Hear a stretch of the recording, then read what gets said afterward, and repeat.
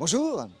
Aujourd'hui dans la locale, la fête du quartier Finkviller, l'accueil des enfants endeuillés, l'exposition hôtel Sehnsucht à Kehl, le feuilleton du cirque Grus. Mais tout d'abord, pour commencer, ici, au Café Brandt de Strasbourg, le 128e Café Contact de l'emploi, une formule qui a été créée en 2006 par Paul Landowski. Depuis, 5000 candidats ont rencontré 900 employeurs. Alors Paul, avec quels résultats ? Alors aujourd'hui, ça fait 500 contrats, 10%, 500 contrats de signés. Est-ce que le Café Contact de l'emploi, c'est partout en France ? Oui, aujourd'hui, c'est partout en France, en Île-de-France notamment, région Nord, Lille, Rhône-Alpes, Lyon et bientôt Nancy. Et le prochain Café Contact de l'emploi ? Le prochain, ce sera à Igbolsheim, le 15 juin à 10h, à l'Institut supérieur logistique et transport, spécial Café Contact de l'emploi, des métiers, des transports et de la logistique. Alors pour plus de renseignements, c'est ici, en bas de l'écran, qu'il faut regarder. Et puis nous, tout de suite, on va au quartier Finkviller. On a 3 rues et l'idée de cette fête de quartier, c'est de faire découvrir ces magnifiques lieux historiques, puisqu'on a quand même des colombages magnifiques qui se cachent un peu de l'autre côté, mais aussi le lieu de vie.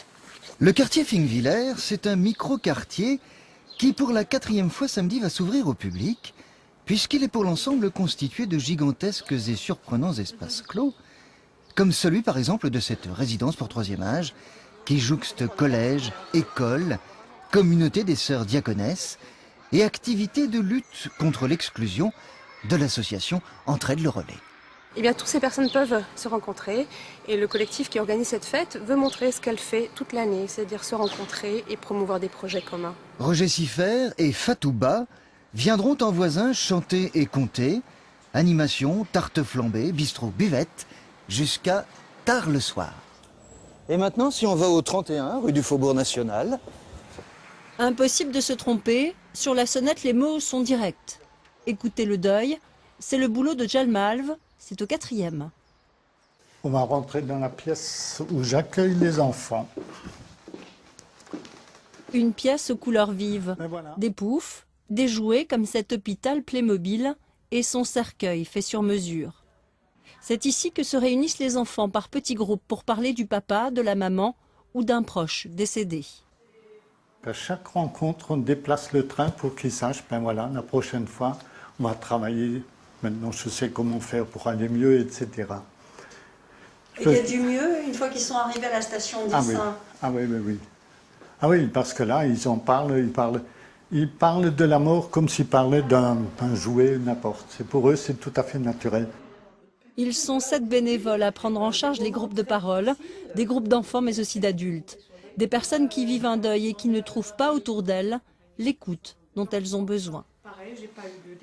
Par exemple, quand les personnes en deuil ont des idées suicidaires, quand elles en parlent à des proches, on leur dit « mais arrête de raconter des bêtises ». Et en fait, elles n'ont pas forcément envie de mourir, mais elles ont envie d'arrêter de souffrir et elles ont envie de ne plus se sentir aussi seules et aussi abandonnées qu'elles le sont après la mort de quelqu'un qui était très important pour elles.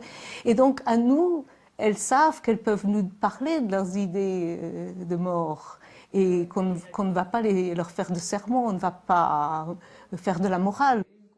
Là, moi, j'ai eu des gens avant révoltés, mais dans une agressivité, une violence vis-à-vis d'eux-mêmes, de la frustration, de la souffrance, du manque de la personne qui est décédée.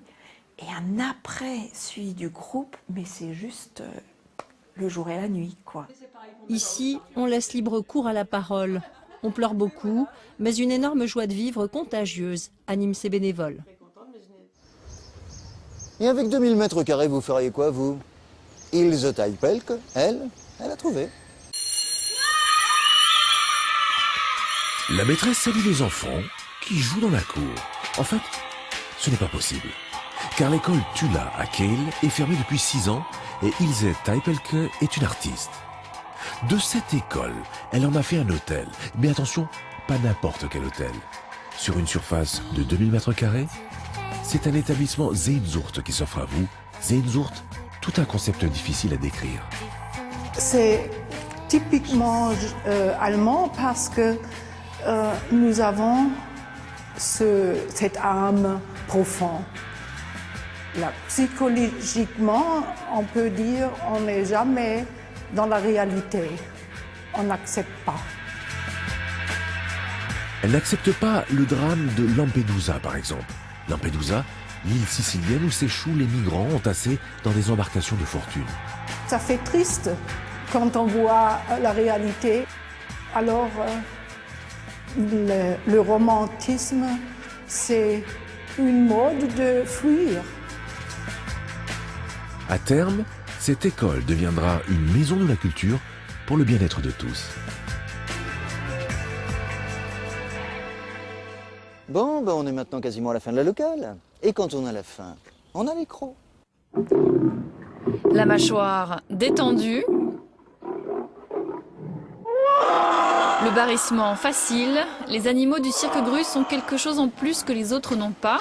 De l'espace, au minimum 27 mètres carrés par tête et de nouvelles tentes, disposant pour certaines d'un éclairage cosy. Investissement, un peu plus de 200 000 € et le retour sur investissement des animaux bien dans leurs sabots. C'est bien pour tout, quoi, pour le travail. Ils travaillent mieux, on relaxe, soit ils sont vraiment très bien, quoi. Pourquoi c'est des animaux, c'est vrai qu'ils sont nés en captivité, mais quand même, il faut donner aussi de la liberté de bouger comme ils veulent, quoi. Il faut dire que le cirque Grus mise toujours beaucoup sur ses numéros avec les animaux. Sauf que de plus en plus de voix s'élèvent contre le maintien en captivité d'animaux sauvages. Certains pays comme l'Angleterre ou les Pays-Bas interdisent ces numéros dans leur cirque. En France, le mâchouillage est autorisé. Alors rendez-vous demain pour la première. C'est tout pour ce soir. À demain.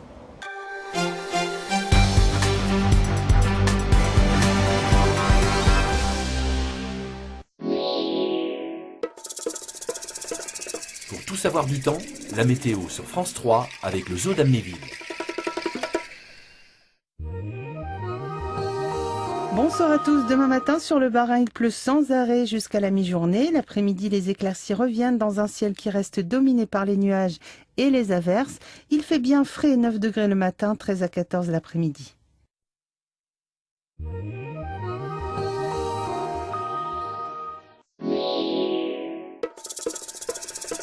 C'était la météo sur France 3 avec le zoo d'Amnéville.